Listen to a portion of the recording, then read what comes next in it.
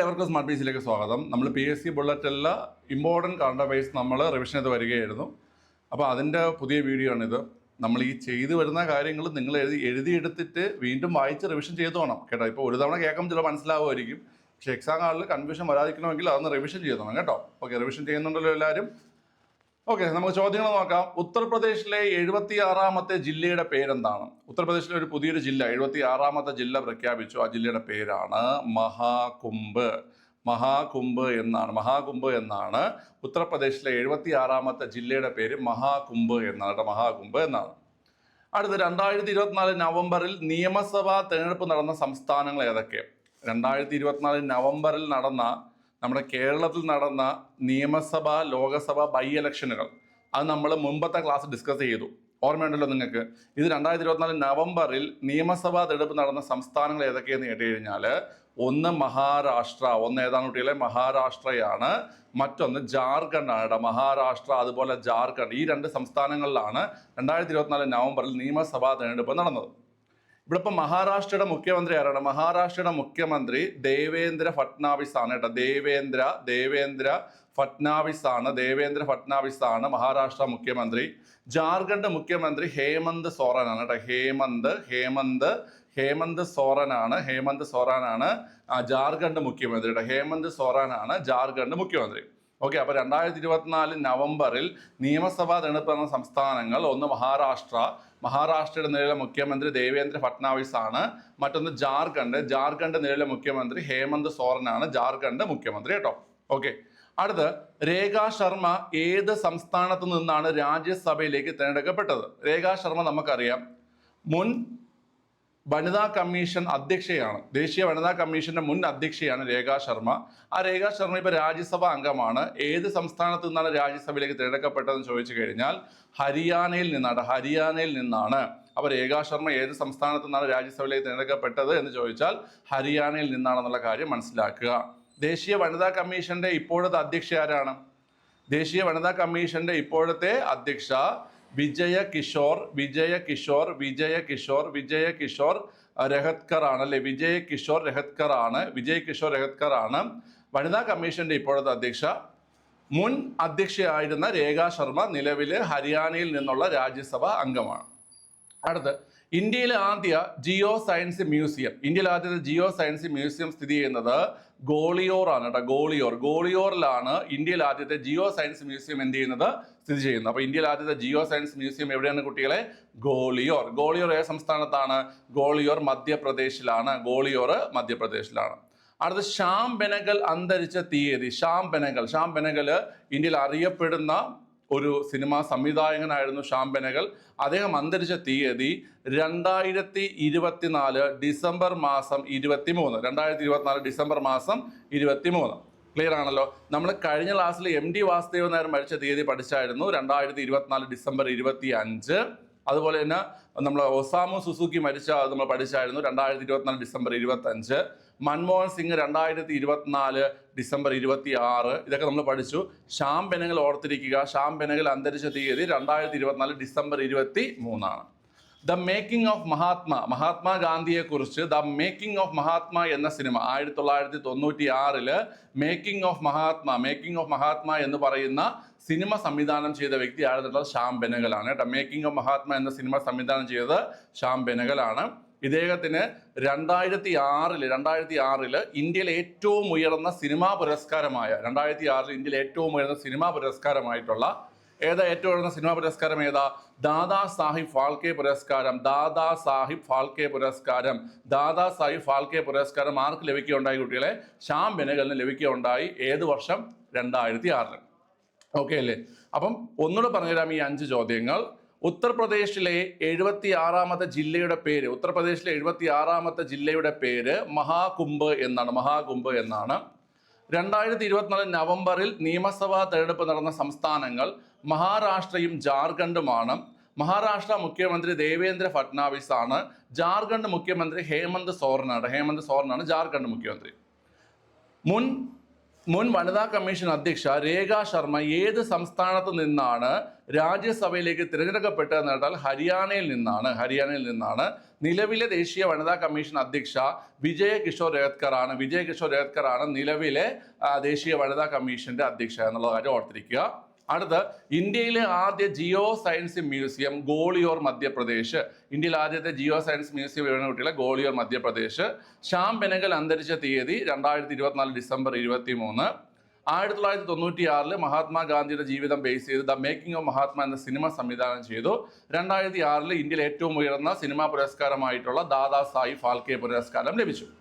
2004 ഒരു മലയാളിക്ക് ആദ്യമായിട്ട് ദാദാ സാഹിബ് ഫാൽക്കെ പുരസ്കാരം ലഭിച്ചത്.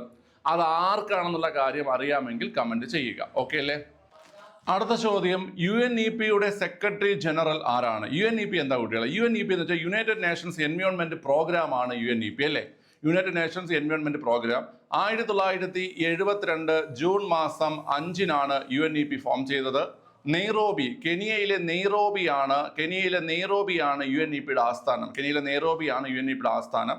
നിലവിലെ സെക്രട്ടറി ജനറൽ ആരെന്ന് കേട്ട് കഴിഞ്ഞാൽ ഇൻഗർ ആൻഡേഴ്സൺ. ആരാ കുട്ടികളെ? ഇൻഗർ ആൻഡേഴ്സൺ ആണ് UNEP-യുടെ നിലവിലെ സെക്രട്ടറി ജനറൽ. ഇൻഗർ ആൻഡേഴ്സൺ. ദിശ ഹെൽപ്പ് ലൈൻ നമ്പർ എത്രയെന്ന് അറിയാവോ? നമുക്കിപ്പോൾ കേരളത്തിൽ വീണ്ടും കോവിഡ് കേസുകൾ കൂടുന്നുണ്ട് അല്ലേ? അപ്പോൾ അതുമായി ബന്ധപ്പെട്ട് നമ്മൾ കോൺടാക്ട് ചെയ്യേണ്ട ഹെൽപ്പ് ലൈൻ നമ്പറാണ് ദിശ എന്ന് പറയുന്നത്. ദിശ ഹെൽപ്പ് ലൈൻ നമ്പർ പ്രീവിയസ് ചോദ്യമാണ്, വീണ്ടും ചോദിക്കും. 1056. ദിശ ഹെൽപ്പ് ലൈൻ നമ്പർ എത്രയാണ് കുട്ടികളെ? 1056. അടുത്ത്, ഇന്ത്യൻ ആർമി ആദ്യമായി ഒപ്റ്റിക്കൽ ഫൈബർ കണക്ടിവിറ്റി ആരംഭിച്ചത് എവിടെയാണ്? ഇന്ത്യൻ ആർമി ആദ്യമായി ഒപ്റ്റിക്കൽ ഫൈബർ കണക്ടിവിറ്റി ആരംഭിച്ചത് സിയാച്ചിനിലാണ്. എവിടെയാണ് കുട്ടികളെ? സിയാച്ചിനിലാണ് ഇന്ത്യൻ ആർമി ആദ്യമായി ഒപ്റ്റിക്കൽ ഫൈബർ കണക്ടിവിറ്റി ആരംഭിച്ചത്.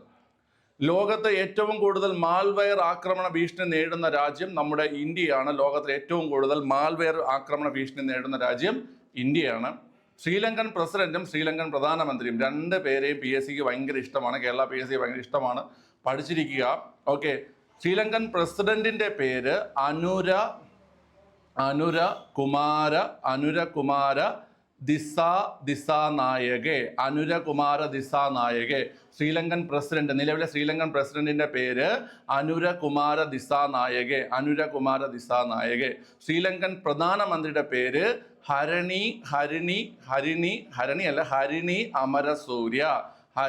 അമരസൂര്യ. ശ്രീലങ്കൻ പ്രധാനമന്ത്രിയുടെ പേര് ഹരിണി അമരസൂര്യ.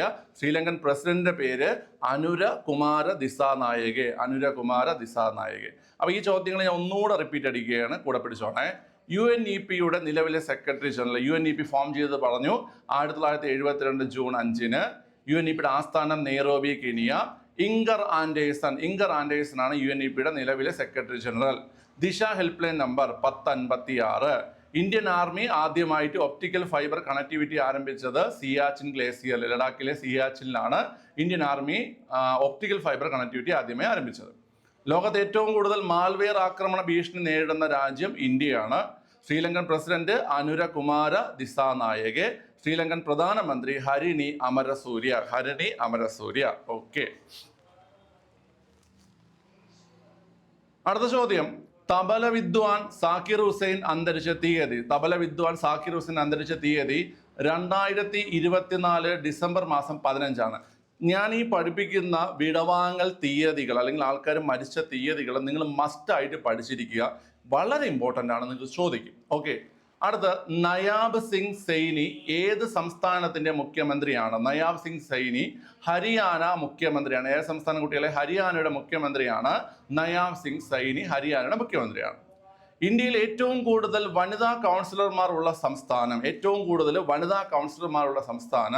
തമിഴ്നാടാണ്. ഇന്ത്യയിൽ ഏറ്റവും കൂടുതൽ വനിതാ കൗൺസിലർമാരുള്ള സംസ്ഥാനം തമിഴ്നാടാണ്. 2024 ഒക്ടോബറിൽ ഒഡീഷയിലും ബംഗാളിലും നാശനഷ്ടമുണ്ടാക്കിയ ചുഴലിക്കാറ്റിന്റെ പേര് ഡാന എന്നാണ് കേട്ടോ. 2024 ഒക്ടോബറിൽ ഒഡീഷയിലും ബംഗാളിലും നാശനഷ്ടമുണ്ടാക്കിയ ചുഴലിക്കാറ്റിന്റെ പേര് ഡാന എന്നാണ്. ഡാന ചുഴലിക്കാറ്റിന് പേര് നൽകിയത് ആരാണ്?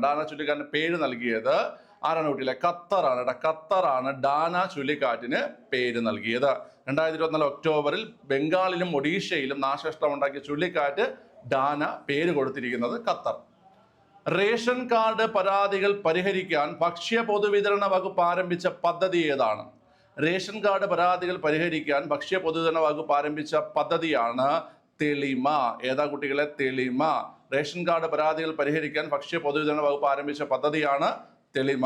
നിലവിലെ സംസ്ഥാന ഭക്ഷ്യ പൊതുവിതരണ വകുപ്പ് മന്ത്രി ആരാണ്? GR അനിൽ. ആരാ കുട്ടികളെ? GR അനിൽ. GR അനിലാണ് ഭക്ഷ്യ പൊതുവിതരണ വകുപ്പ് മന്ത്രി. നിലവിലെ ഭക്ഷ്യ പൊതുവിതരണ വകുപ്പ് മന്ത്രി GR അനിലാണ്. GR അനിലാണ്. ഓക്കെ, ഒന്നുകൂടെ പറഞ്ഞില്ല നമ്മൾ. ഒന്നുകൂടെ പറയണം. വീണ്ടും റിവിഷൻ ചെയ്യണം, എന്നാലേ പഠിക്കത്തുള്ളൂ കേട്ടാ. പഠിച്ചോണേ. തബല വിദ്വാൻ സാക്കിർ ഹുസൈൻ അന്തരിച്ച തീയതി 2024 ഡിസംബർ 15. നയാബ് സിംഗ് സൈനി ഏത് സംസ്ഥാനത്തിന്റെ മുഖ്യമന്ത്രി? ഹരിയാന. ഇന്ത്യയിൽ ഏറ്റവും കൂടുതൽ വനിതാ കൗൺസിലർമാർ ഉള്ള സംസ്ഥാനം തമിഴ്നാടാണ്. 2024 ഒക്ടോബറിൽ ഒഡീഷയിലും ബംഗാളിലും നാശനഷ്ടമുണ്ടാക്കിയ ചുഴലിക്കാറ്റ് ഡാന. ഖത്തറാണ് ഡാന എന്ന പേര് കൊടുത്തത്. റേഷൻ കാർഡ് പരാതികൾ പരിഹരിക്കാൻ ഭക്ഷ്യ പൊതുവിതരണ വകുപ്പ് ആരംഭിച്ച പദ്ധതിയാണ് തെളിമ. നിലവിലെ ഭക്ഷ്യ പൊതുവിതരണ വകുപ്പ് മന്ത്രി ആരാ പിള്ളേരെ? GR അനിലാണ്. GR അനിലാണ്. ഓക്കെ, അടുത്ത് അനധികൃത ഖനനം തടയാൻ ഖനനം തടയാൻ ഡ്രോൺ സർവേ ആരംഭിച്ച സംസ്ഥാനം ഏതാണ്? അനധികൃത ഖനനം തടയാൻ ഡ്രോൺ സർവേ ആരംഭിച്ച സംസ്ഥാനം നമ്മുടെ കേരളമാണ് ആദ്യ സംസ്ഥാനം കേട്ടോ. അനധികൃത ഖനനം തടയാൻ ഡ്രോൺ സർവേ ആരംഭിച്ച സംസ്ഥാനം കേരളമാണ്. മെഥനോളിൽ പ്രവർത്തിക്കുന്ന ഇന്ത്യയിലെ ആദ്യത്തെ വൈദ്യുത നിലയം എവിടെയാണ്? മെഥനോളിൽ പ്രവർത്തിക്കുന്ന ഇന്ത്യയിൽ ആദ്യത്തെ വൈദ്യുത നിലയം സ്ഥാപിക്കപ്പെടുന്നത് കായംകുളത്താണ്. എവിടെയാണ് കുട്ടികളെ? കായംകുളത്താണ് കേട്ടോ. മെഥനോളിൽ പ്രവർത്തിക്കുന്ന ഇന്ത്യയിൽ ആദ്യത്തെ വൈദ്യുത നിലയം കായംകുളത്താണ്. കേന്ദ്ര സർക്കാരിന്റെ best rural tourism village award സ്വന്തമാക്കിയ കേരളത്തിലെ വില്ലേജുകൾ. കേന്ദ്ര സർക്കാരിന്റെ best rural tourism village award സ്വന്തമാക്കിയ കേരളത്തിലെ വില്ലേജുകൾ ഒന്ന് കുമരകമാണ്. കുമരകം ഏത് ജില്ലയിലാണ്?